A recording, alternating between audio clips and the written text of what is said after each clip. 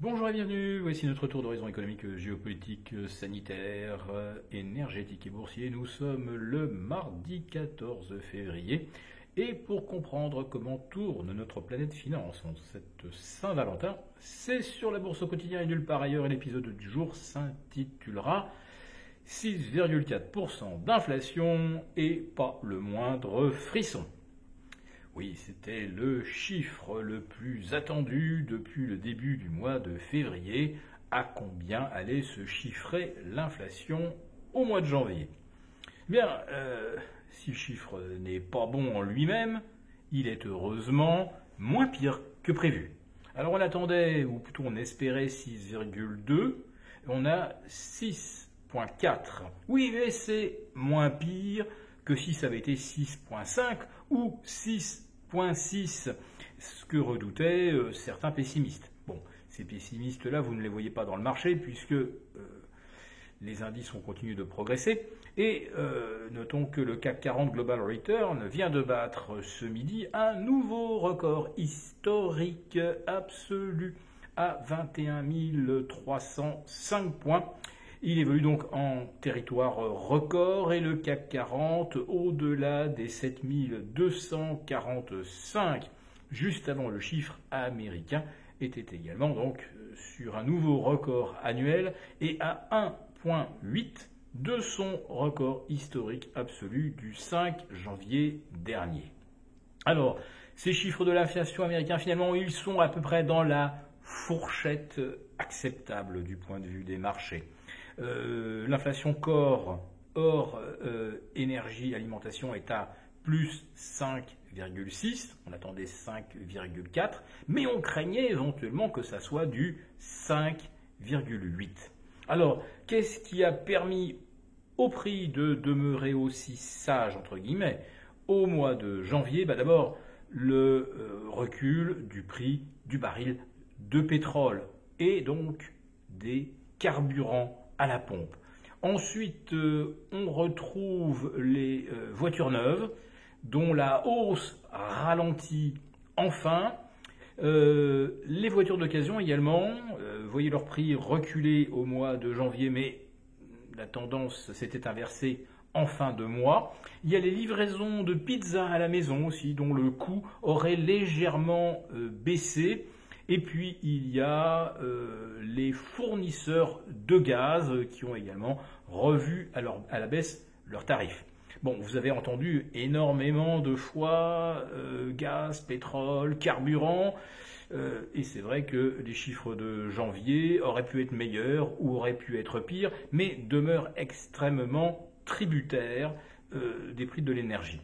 Alors, ce qu'on doit regarder aussi du côté du core rate, l'inflation cœur, eh bien, c'est le coût des services. Et là, vous constatez que les services étant très très peu sensibles au coût de l'énergie, ça progresse, ça remonte en janvier de 5,4 à 5,6. Et là, on est vraiment sur une tendance lourde. Mais les marchés obligataires, eux, comme les marchés d'actions, semblent accueillir ces chiffres avec une certaine sérénité, pour ne pas dire un soulagement. Et les T-bonds américains voient leur rendement monter de 3,68 à 3,70%. C'est epsilon, ça ne veut pas dire grand-chose. En revanche, l'inversion de la courbe de taux aux États-Unis reste radicale, puisqu'on est à 4,94, 4,95 sur le 6 mois. Donc on est 130 points au-dessus du taux à 10 ans. Et en ce qui concerne le 30 ans, je crois que j'ai vu un taux de 3,75%. Donc là, on est à 120 points également d'inversion de courbe sur 30 ans. Vous vous rendez compte par rapport au taux à 6 mois. Alors qu'est-ce qu'il aurait fallu pour inquiéter vraiment les marchés financiers? Je ne sais pas. Qu'un ovni facétieux survole une raffinerie au Texas et transforme le fioul lourd en guimauve au lieu de kérosène, ou alors qu'un ovni facétieux survolant des réservoirs de GNL le transforme en gaz hilarant. Rien, en tout cas, ne semble pouvoir faire se déclencher une correction, alors que nous allons vers une 20e semaine de hausse. Alors pas consécutive, puisqu'il y a eu la semaine dernière une petite consolidation, il y en avait une autre début décembre, enfin globalement, la tendance haussière n'a jamais été remise en cause, et aujourd'hui, eh bien, elle semblait repartir de plus belle avec ce nouveau record absolu, donc du CAC 40 Global Return que nous avons déjà évoqué. Alors autre chose, peut-être pourrait constituer un petit handicap, l'euro continue de monter face au dollar. Et nous voici remontés à 1,0750 après avoir testé 1,0660 vendredi dernier.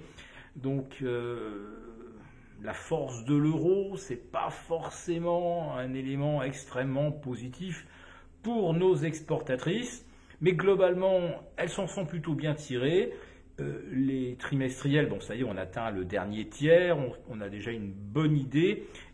C'est vrai que la baisse de l'euro en 2022 a fait beaucoup de bien aux entreprises européennes. La hausse du dollar en a fait beaucoup moins de bien évidemment aux entreprises US. Donc ce raisonnement par le différentiel de change tendrait tout de même à montrer qu'en Europe, on est peut-être arrivé un petit peu au bout de la hausse, tandis qu'aux États-Unis, eh bien, on va surveiller si le S&P se montre capable d'aller au-delà de 4150, auquel cas, là, on serait sur une nouvelle impulsion haussière moyen terme, à moins qu'un ovni ne vienne semer la panique. Si cette vidéo vous a plu, n'hésitez pas à nous mettre un pouce. Et rendez-vous demain avec nos abonnés désaffranchis pour le live.